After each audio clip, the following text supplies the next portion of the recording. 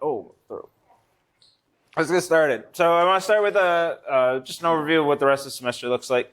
Today we're on automated clients. Don't forget to sign up for presentation time. Most of you have, so I don't really have to dwell on this. Those of you who have, the schedule is partially up. All of the remaining times are all during the final exam. So if you didn't sign up for a time, it's during the final exam. So there's really not much to do at this point anyway. I put it on Monday, apparently. All right. Well, you have till Monday. I thought it was Friday. I thought it was tonight. But after Monday at midnight, if any teams who didn't sign up for a time, I'm just going to randomly choose the times, because at that point, I assume you just don't care. And I also assume, I think it's a pretty safe assumption that everybody in the room has signed up for a presentation time. So I'm talking to nobody right now, so I won't talk about it too much. Monday and Tuesday, there's technically class. There won't be 312 lecture, though. I also won't have my office hours on Tuesday. Some of the TAs may still have their office hours Monday and Tuesday. I'm going to leave that up to them. If they're not having office hours, they should cross their name off of the schedule, though. So check the schedule before you make a trip to office hours on Monday or Tuesday next week. I won't be there for mine, just to reiterate. Hopefully, I have to remember to cross it out, or else I can't yell at TAs who don't cross their names out. But I got to remember to do that. And then we have break. When we come back, we got 3 more topics. All the topics this week and these topics after break, these are all, it's all new content for 312. So I'm excited about it, even though it's a ton of work generating 6 new lectures. But hey, I've had semesters where I generated entire new courses, so I'll deal with it. But it's super fun having these new topics. We got some more topics, DOS and DDoS. This was actually voted on. The thing we'll talk about next, actually. This was actually voted on by the students last semester. They really were interested in this topic, so it got added to the schedule and is part of project part 4. Payments, how do you write an app that accepts money? It's a big question. A lot of y'all want to build apps that do that, so let's talk about it. And then architecture, I'm leaving this one fairly wide open. I do want to talk about the difference between APIs and HTML templates. But I might go in any other direction with this one. I don't know exactly where that one's going to end up. Just more of a hodgepodge of topics that don't fit anywhere else. This might be what it ends up being. Bunch of fun topics that I'm interested in. These last 2 topics aren't assessed anywhere for what it's worth, so do with that what you will. But there will be lecture questions on these 2 topics. And then starting Monday the 4th, there won't be any lecture questions moving forward. December 1st is the last lecture question. So that's where we're at for the rest of the semester. We have 1 lecture marked as review. What are we going to do? Well, you vote for it. So I just posted this to Piazza. I can't really scroll through the suggestions during lecture. I have to build I have a extension that will hide everybody's names, but I got to update it because Piazza keeps updating their front end. But I can't scroll through everything because when you post anonymously, you're not anonymous to instructors of the course. You're only anonymous to other students of the course. So I can't scroll through, or else I'm doxing everybody who posted anonymously to this. So I have to be very careful with that during lecture. Today I won't scroll through any of the suggestions, but I got to get my my extension running again. Yes. Do a student view. Because it doesn't work the way I want it to. For one, as soon as I click this and show the sidebar, you can see all the private questions. So right there, I'm screwed. And then the student view, every time you refresh, it goes back to instructor view. So I have to be careful with that. I've been scrolling through this in student view before, and then I'm like, oh, somebody's like, I just made a suggestion. Refresh to see my funny suggestion. And then I hit refresh and dox everybody. And then their suggestion was like, do something. I don't know. I can't even think of one off the top of my head, but something really stupid. And then it's like, I doxed somebody for that. Thanks. But so I have to be very careful. So what I do is I wrote an extension that just finds everybody's names and deletes those divs. But every time they change their front end, it breaks again. So I just got to update it, and then I can scroll through these during lecture. But yeah, so vote, use this post, make your suggestions, vote on the suggestions that have been made. We only have 1 lecture this semester, the way it shook out, because we kind of lost 2 lectures with the fake break earlier in the semester. So we only get 1 lecture of it. So whatever's voted the highest here, that's what I'll do. And if there are multiple things, sometimes I'll take multiple suggestions. If like 2 suggestions, the top 2 suggestions are each half a lecture, I'll try to get them both done in one lecture. So I'll do whatever I can fit in one lecture, starting at whatever's top voted, just going down. I have a pretty high resilience for what is suggested. So I do always put this clause in within reason, but I've never had to enforce that. I've never looked at the top voted thing and said, oh, hell no, I ain't doing that. I have a pretty high tolerance here. I've done some silly things in the past, so take this as a challenge, if you will, but I've never had to use the within reason clause. And the topics, the suggestions don't necessarily have to be related to 312 if you want to see something else. And just to circle back to that thought I had before, DOS and DDoS, this was one of the topics that was voted last semester. We had 3 lectures, and I did a whole lecture on DOS and DDoS, and it went pretty poorly, in my opinion. So I'm going to formalize that into a better, actual, structured, scheduled lecture and do a better job at it. The review lectures, I don't have a ton of time to prep for these. Like, I have no idea what the topics are even going to be. Sometimes the voting gets shaken up at the, not necessarily the last minute, but I don't have a lot of time to prepare. So I didn't have a lot of time to prepare for that. I've been thinking about this lecture for a long time now, and I can lead into it and everything. So yeah, that's the rest of the semester. Are there slides for automated client lecture? No. No slides today. Just demos. All demos today. All right. All right, that's everything I want to say. So we didn't finish the email slides, so I want to finish those first, and then we'll get into automated clients and talk about what that means. Well, on the surface, it's pretty self-explanatory, but we'll dive into what I actually mean by that. So last time we talked about SMTP servers and how SMTP servers communicate to each other, and we had this problem of the recipient SMTP server doesn't have a good way to verify the sender. If it receives what looks to be an email from a specific email address, how does it verify that the SMTP server that sent that email is actually allowed to send email on behalf of that user? How do we know that user actually sent that email? And we don't. There's no good way, and by that I mean no way defined in the protocol to specify, to say, this is the actual sender, this is legitimate, this person did send this email as a matter of fact. There's nothing in the protocol that does that. The protocol was not built with security in mind. So it's up to the recipient SMTP server to say whether that email is legitimate or not. And they all have really wacky ways of doing that. I say that, but they just have to make up, there's no protocol. So they all have to make up their own ways of verifying. And each SMTP server is going to have their own ways of verifying the sender that range from crappy to overbearing of how they're going to check that. So the intent for the project is for you to use the Gmail API. That's my intent. As I've said before, you're allowed to use any other solution that is secure.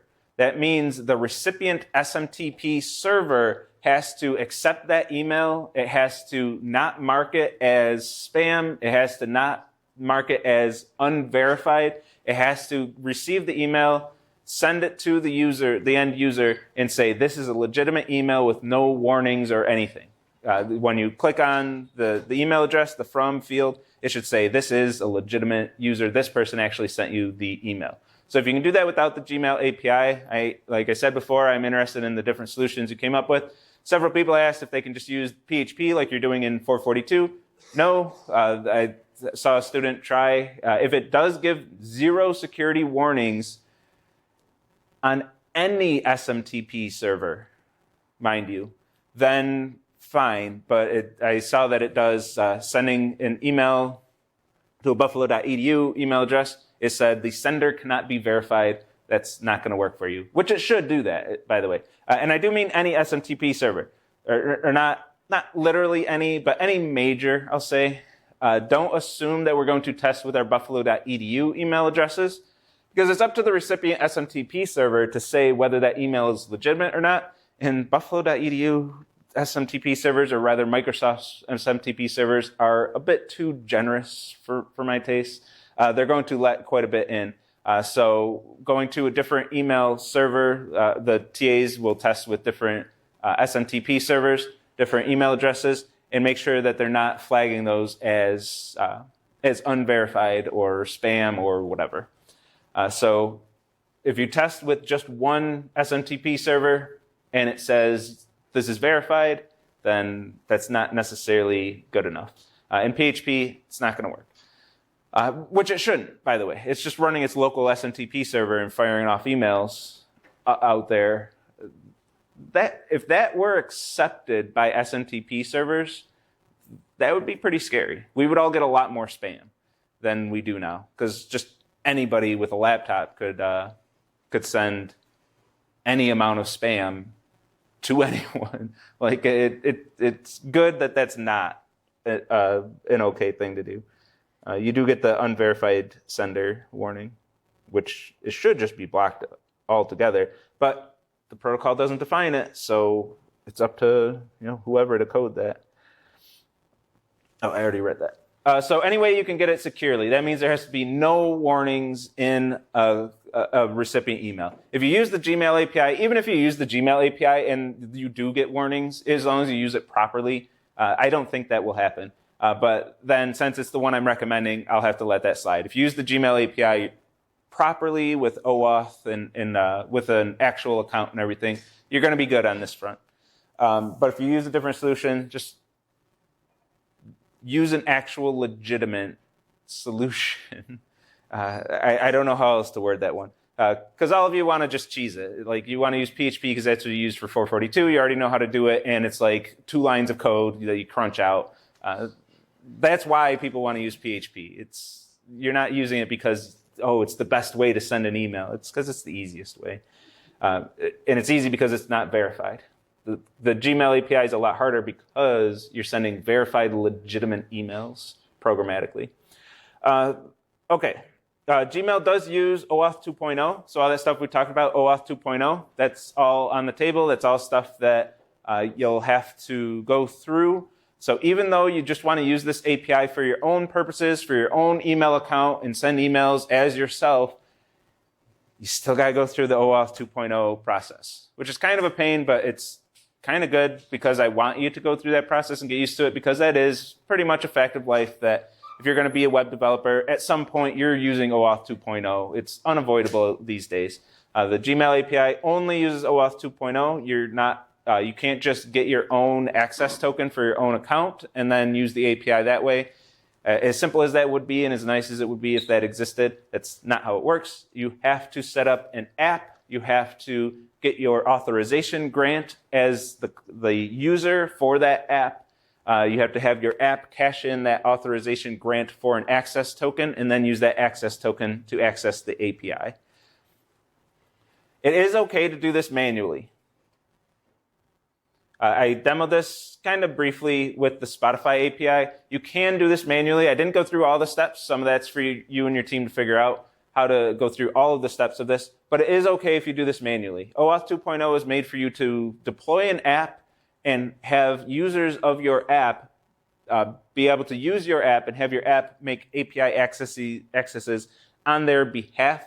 That's not our actual use case. So if you just simulate that process of getting your access token offline, however you want to do it, that doesn't have to be built into your app. So if there's no code in your app that handles handles authorization grants and caching them in for access tokens, if your app just has your access token and refresh token, which I don't remember if I forgot to mention the refresh token in OAuth 2.0 lecture. I think I did not. So a refresh token. So you get your access token, and you usually get a refresh token along with it. And I'll give you a warning with the Gmail API as well here. You get the access token and a refresh token, and you need both of those pieces of information, and usually your client ID and client secret. Send all of that information for every API access. That's a little inaccurate, but and your access token will expire. These access tokens in any OAuth 2.0 API I've used, they expire fairly rapidly. The Spotify API, the access tokens expire in 1 hour. And after an hour or after whatever time for the API that access token expires, that's when you take the refresh token and cash in the refresh token for a new access token. The Gmail API has client code. You install the client library, and it'll handle a lot of those logistics for you. That you send, you tell the API, here's all my credentials, including client ID, client secret, my access token, my refresh token, and then the API, the library, the client library for the API will handle the refresh tokens, getting your new access tokens. It'll handle that part for you. So you don't have to do that manually. You could do it manually if you wanted to, but that client library is going to handle that part for you. The warning is because this one took me a hot minute to figure out first time using the Gmail API, is the refresh token is only sent the first time you get an access token. So if I have the same client, which was just me with my test account, if I have the same client and I get a new authorization grant. Let me pull up the slides because I'm referencing them quite a bit here.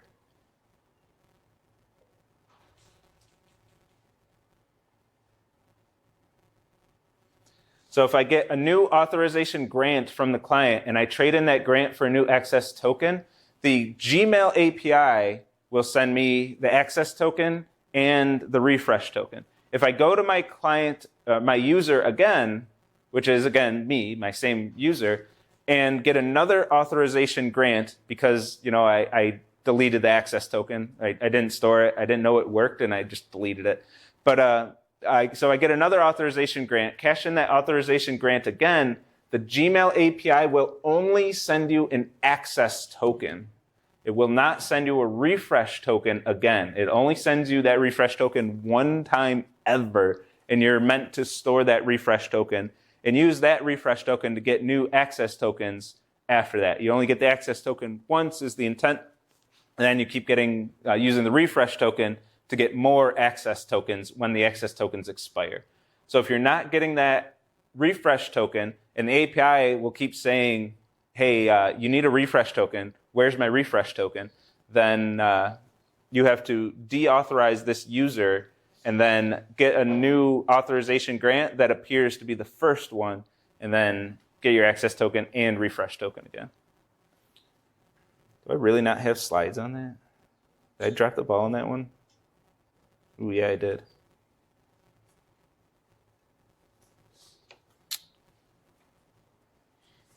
But the refresh token, the Gmail API does handle the logistics of the refresh token for you, but it does only send it to you the first time you register a client.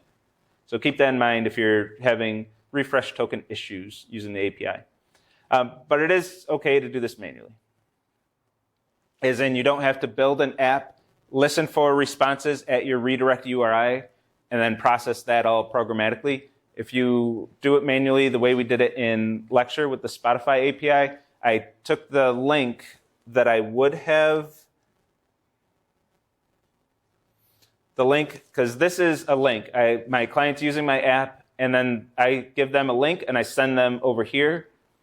You can take that link, build that manually, and navigate to that link. And then it's going to redirect you to your redirect URI with all of the credentials in the query string. Well, you can use the browser console to see where you're being redirected to, and then grab that query string and get all the information that you need from that. Without doing all that with hosting a server, with a domain name. You don't have to go through all that process because that's a lot extra, and that's not, again, not our use case.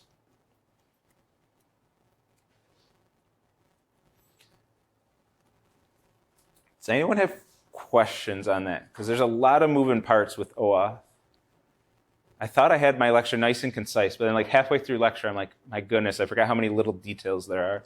Yeah? So the refresh token never changes? The refresh token never changes for a user, which is trippy, because like if that refresh token is compromised, like it's just gone. Like if you don't know that it's been compromised, there's somebody out there generating access tokens. I suppose they'd still have to get your client secret, but But yeah, it's trippy to me that that doesn't update at all.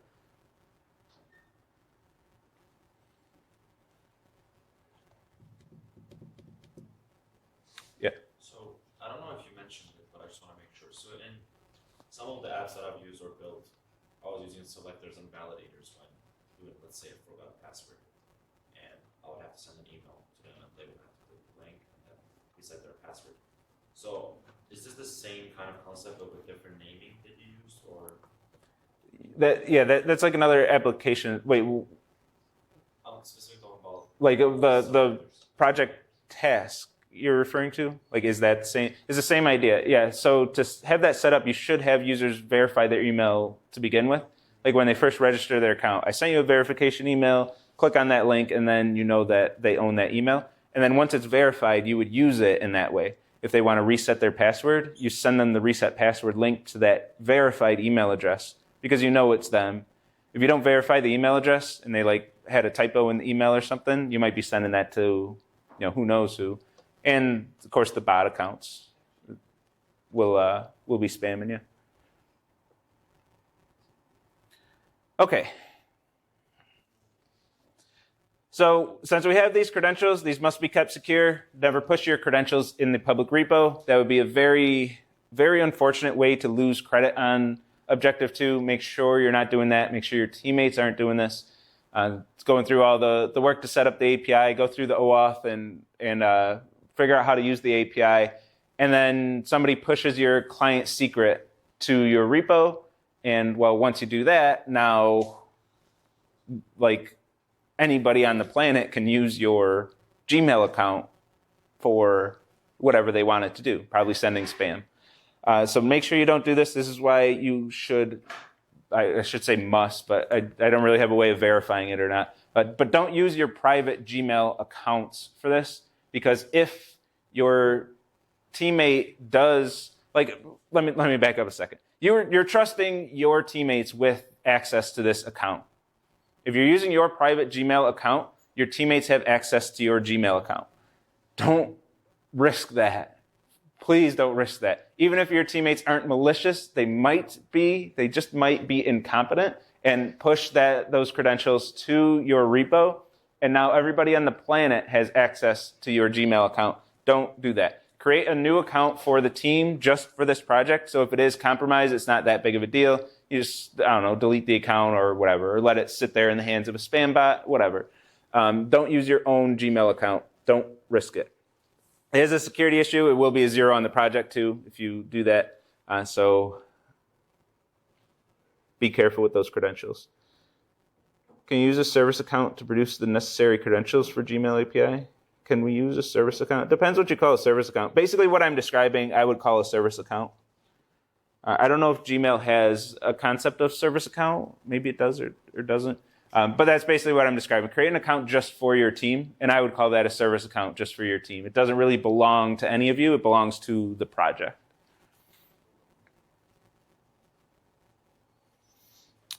So those must be kept secure. Please, please, please keep them secure. If everybody on your team gets an email, hopefully you have the time to do this, but if everybody on your team gets an email from your Gmail account, you know you got a 0 on Objective 2. Don't do this. A few ways to avoid this. So you do have to use those credentials. Just don't push them to your public repo. 2 common ways to do this. Because your repo, your code is going to need that token, right? Just don't push it to your repo.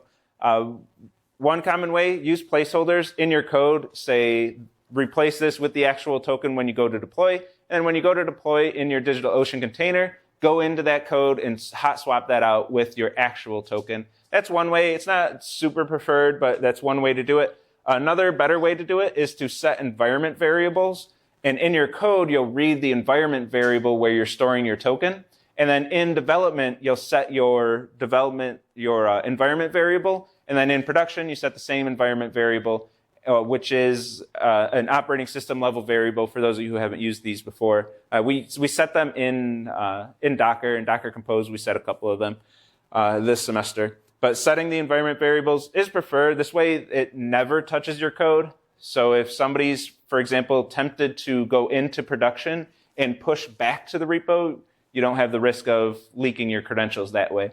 You shouldn't be doing that, but sometimes devs will hotfix something in production and then push the fix back to the repo. It happens sometimes. Don't let them leak your credentials that way. So environment variables is usually preferred because then that can't happen. Another way is a configuration file that's never checked into your repo, and then the repo has a default configuration file where as part of your configuration, you copy that into the name where your actual configuration file is going to be, and then since that's in your git ignore, it's not going to be pushed to the repo at all. Just the default, which has the change me as the values, and then you create the actual one that's never going to touch the repo in any form. So a bunch of different ways to do it. I gave you three ways to handle that, but make sure you're protecting against that. And this is an unfortunate thing, but you do have to protect against your teammates as well. My teammate pushed it, they didn't know what they were doing, isn't a valid excuse here. Okay, and then after all that, that said, by the way, that said, so if you push your credentials to the repo, it's difficult, possible, but difficult to undo a GitHub push, a GitHub commit, or a git commit in GitHub. We're using GitHub, but a git commit. It can be done, but it's a little bit of a pain. Usually you push a new commit and then overwrite those changes. If that happens, if somebody does push those credentials, go into the Google API dashboard, I think they call it, and reset your client secret and client ID, and then push to the repo with placeholders again. So if you do have past credentials in the repo, as long as those are currently invalid, that will be fine also. Because if that's in your history, like even if the TAs don't find that, hackers will, like the spam bots will find that. There are bots scanning every public repo for a lot of different things, and they'll find that if it's anywhere in your history. So just a few warnings for that. And then finally, we set all this up. Okay, you can send emails. What are we actually going to send the emails to do? How are we going to do email verification? And this is the easier part. We've done this same kind of setup a lot of times this semester, so nothing too new here, but it's a little bit different structure in how we set this up. So we want email verification. How do we get people to verify their email? So this is either on registration or have users click a button after registration to verify their email. You're going to send them an email that contains a URL with a high entropy token in the URL itself. And if you look at any URLs you get in email, a lot of them anyway, they'll look like this, especially password reset URLs. They'll look like this. There'll be some URL and then either a query string or just slash some random garbage, some big random token. So what you'll do is generate a high entropy token, just like our auth tokens, just like our CSRF, cross-site request forgery tokens, just like salts, even though bcrypt kind of does that one for us. It's a little bit invisible to us. Just some high entropy token. I said in the document that this does have to be at least 80 bits of entropy. For the learning objective earlier in the semester, the auth tokens, I didn't specify any entropy requirements, but this one I did slap the 80, making sure that it is actually cryptographically secure, cryptographically random. Well, we're not really checking that, but making sure it's a big enough token, I'll say. And then put that in the path. So if you want to do your domain name / email verification / and then that token, then your server is going to listen for requests at that path, grab the token, and if anyone clicks on that link, their email is verified. It could be anyone on the planet. You don't know who clicked the link, but it should be the person that you sent the email to. So as long as that email address is not compromised, their inbox is not compromised, then the controller, the owner of that email address, is the only one who would ever have that token. So if somebody sends you that exact token, you know it was them because it's more than 80 bits of entropy. Nobody can guess it. It's never going to be guessed. Even if you have a billion users with a billion different tokens out there, nobody can just randomly generate tokens and match any of those tokens. That's how much 80 bits is. 80 bits is a lot. So if you see that token, you know they got it from that email that you sent out. Yes, something could have been compromised along the way, but there's reasonable assurance that the owner of that email address is a real person. It's a real email address. Everything checked out because you saw that token again. And then the email is verified. You go into you store that token in your database. You get that request for that URL. You extract the token, look it up in your database, and if you find it, it's associated with the user. You pull that record with that token, pull that user. You say, oh, it's this user, and then flip a Boolean probably saying email verified, true. And then your front end is going to render their email address a little different. Put like a green check mark next to their email address or whatever you want to do, or just say email verified. So that's task 2 of the homework, or of the project part 4. Any questions on that? Yep. When we get that random verification as a request, if we just got it once, verified their email, would we be able to disregard that after, or like should we still be able to serve that if it comes through again? Wait, what do you mean? Like if they click on the link in the email we sent, right, it verifies their email. Yeah. Would we have to make sure that if they click that link again, something it would still work, or could we just disregard that? As long as it doesn't break anything, I'd be fine. Like if they click it again, I would expect your code to run through the same process, and you're going to overwrite true with true, and it's not going to have any effect. That's what I'd expect to happen just by default. I wouldn't expect you to add extra logic there or like invalidate the token after it's been used once. If we were doing password reset links, there would be more requirements like that. But for just verification, it's a one and done thing, so I'm not too concerned. I'm also not concerned with I didn't add like store only hashes of these tokens in the database. I'm not concerned about that either. Because if an attacker wants to go through and verify email addresses after a database attack, I guess they could verify a bunch of spam bots. There's not too much damage they can do. Yeah, maybe next semester, but we don't need to focus on that. It's enough work to set up the API. Going through OAuth is where I would expect the work to be done. All right, and you see this a lot. You get an email, there's a link in it, and the link has a big random thing in it. It's usually a tracking token. For email verification, we're using it for good, but this is used for not so good also.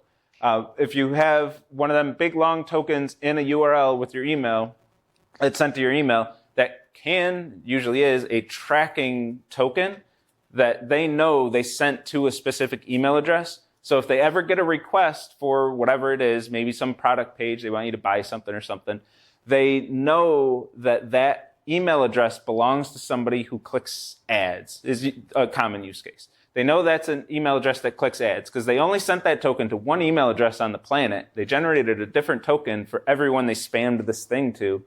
So they know who clicked on that ad.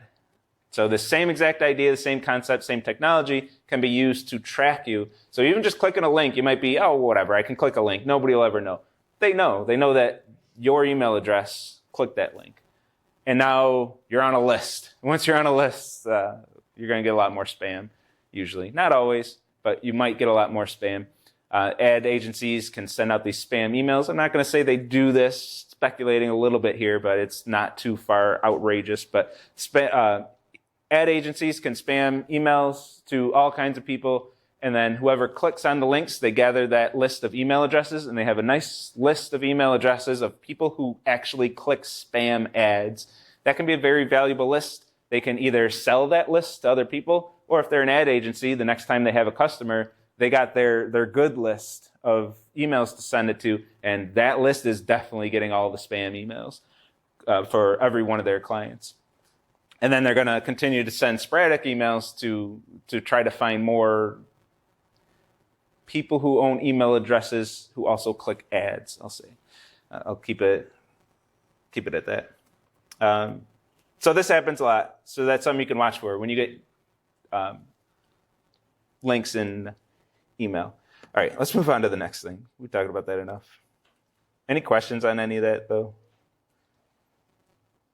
Where am I going? Server. Okay, automated clients. Any questions? Any server that I already talked about? Okay, automated clients. And this will lead into the DOS stuff. So if we do some of this on Monday, it won't be the worst thing.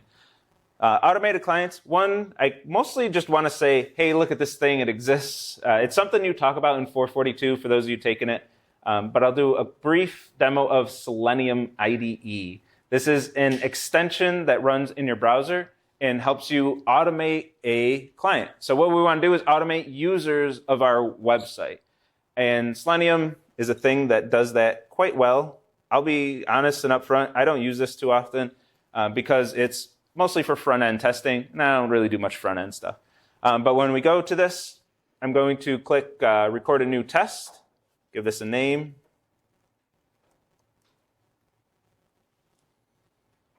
And it's going to ask me for a base URL. I'm going to test on localhost, so localhost 8080. And what it's going to do is go to that URL and let me just play around with the page. So I'm going to, create an account. I'm going to log in. And here things get a little janky. I'll explain in a second. I think if I refresh here, it'll be fine. And then send a chat message. And the chat message shows up in my name. So testing, something that you've all done. Register for an account, log into that account, post a chat message. This is what you would do for testing. And this whole time, you can see it right in the corner here pretty plainly, is Selenium was recording what I was doing. I'll call it login and chat. Oh, that's exactly what I called it in testing. I'm consistent. And there's one thing I do have to change here that's not going to work. So let's go. When I log in, there's a redirect. It sends me, reloads a different page. I have registration going async, and then login isn't. I don't know why I have it set up like this right now. So what I'm going to do is create a script and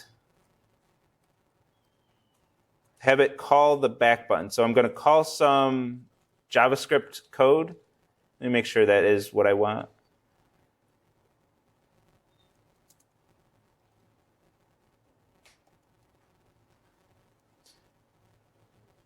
Window dot. Oh, damn it.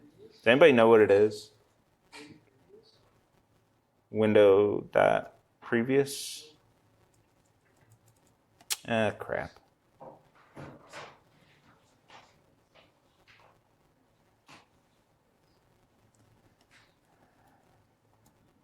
Maybe it's document.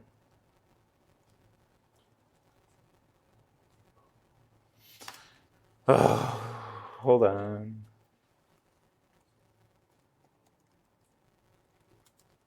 Go back button. History.back. History.back. So history.back. And then I'm going to move this right after I do my submission for registration. Because when I hit the back button, I don't know why, but Selenium doesn't record that. So I have to add that one manually. And now what I get to do, and what I have, is a test case that I can just run. And it's going to do that same thing that I just did. And I can go over to this page and verify that it did work the way I expect it to. So instead of going through that whole process over and over and over and over again in testing, I'm just going to click one button and do my automated test every time. And the way that it records, it really is a convenient tool. It just records what you click, and I can add to this. If I go to the end and click record again, I can start playing around some more and make sure it does, continues to do everything that I expect it to do. So very useful tool. Again, I mostly just want to point out that that's something that exists. Many of you might find that very useful in your testing. Some of you won't want to use it in your testing. That's fine too. But that is something that exists, but is kind of a theme of this course. I don't like to show how to use individual tools or individual libraries or individual frameworks. I want to show you the underlying concepts of things. So let's shift back into what this course is all about and show how to do that a little more manually. Before we do that, that is a browser extension. I think they call it a plugin, but I think it's actually an extension that I linked here. You can go there. There's all kinds of documentation and everything on how to use it. And those of you in 442 should be pretty familiar with that already. All your front-end testing, you have to do that, unless they change that requirement. All right, so to do things a little more manually, the tools definitely help out. But there are things that, how do I want to word this? The simple things are pretty simple in Selenium, but the more complex things sometimes get next to impossible. Like it's going to be hard to do really complex things in Selenium, like send a request, get the response of the request, parse it, and then based on a specific value, do something else. I think some of that's possible, but man, it gets tough. So what we did last time when we had some form of automated client, this is what we did last time. We created a TCP. We went all the way in the other direction. Where are we? Oh, right here. We created a TCP connection with our server and sent bytes over this TCP connection. We received bytes. We would have to buffer if we were to extend this further than we did before. But we manually created our HTTP requests, byte for byte, sent that request, listened for the response, and I did the thing I say not to do, just jacked up this receive buffer. Here's where you would actually have to add your buffering code to make this actually robust and work better. And we can add our extra things, our auth tokens, for example, and send authenticated requests. We can do everything manually. This is the other extreme of things where you can do anything. There's nothing you can't do. The tool is not going to restrict you in any way because there is no tool. It's just absolutely basic TCP socket coding. We usually don't want to go that far. For some things that is useful because we can craft any request that we want easily, but tediously. So there's a better way. Introducing the requests library. This is the what do I want to say, de facto way to send an HTTP request in Python. It is the easiest library to use, and it's got feature rich. It's got the best balance between these two things, in my opinion, at least. For what it's worth, this is what I used to generate my access tokens when accessing these APIs. When I say it's okay to do this manually, what I did was use the request libraries, manually crafted my requests, and then sent them off. Actually, that's a little bit of a misspeak. I did that for the Spotify API. The Gmail API does have its own client library, so I was able to use that and then print things to the screen to get my access tokens and refresh tokens and everything as JSON objects, and then save those as files, which was quite a few steps, honestly, but more than I wanted it to be. But for this, the requests library, this is a dependency. This is an actual external library. So in requirements.txt, requests, install it, and then you can use the requests library to send HTTP requests wherever you want. So here, I'm going to send a post request using this library. The host, whatever URL you want to connect to. You can optionally add extra headers and data if it's a post request. Oh, it is a post request right now. If it's a post request or any request that you want some body on, you can add that data in another parameter. And then I'm printing out the text that's going to be the body of the response. So let's ship this. My server is running. And I sent a request to the root path. I didn't even add my slash here. And I get my HTML. So if I want to do the same thing that we did in Selenium, what I'm going to do is go to my code. Oh, I already have it open.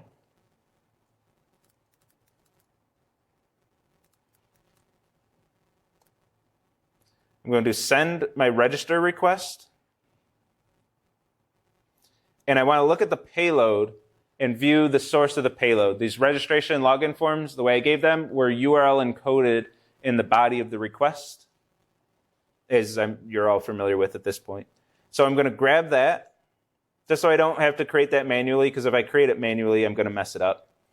And get my username and password that I want to create,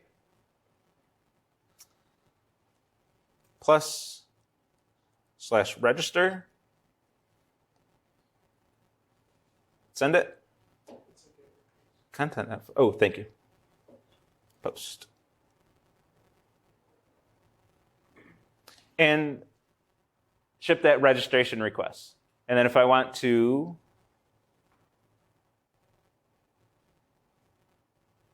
I think that's enough to make the point. So let me show that that did actually make it. And then I'll log in here instead of going through every step, because we only got like 1 minute here. But I'm going to log in with that new account just to prove that it actually was created. Like I did connect to the server.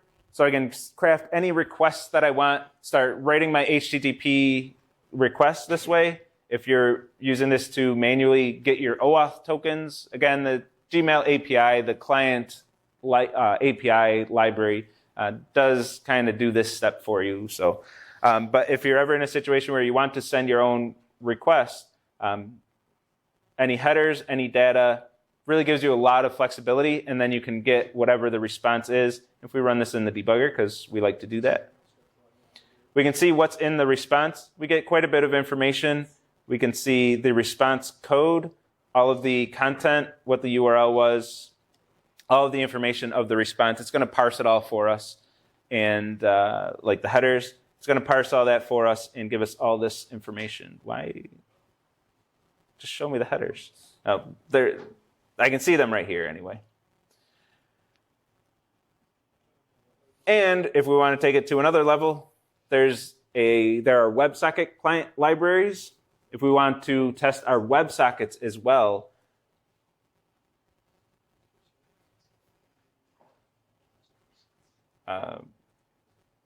short connection. I can create WebSocket connections and send WebSocket requests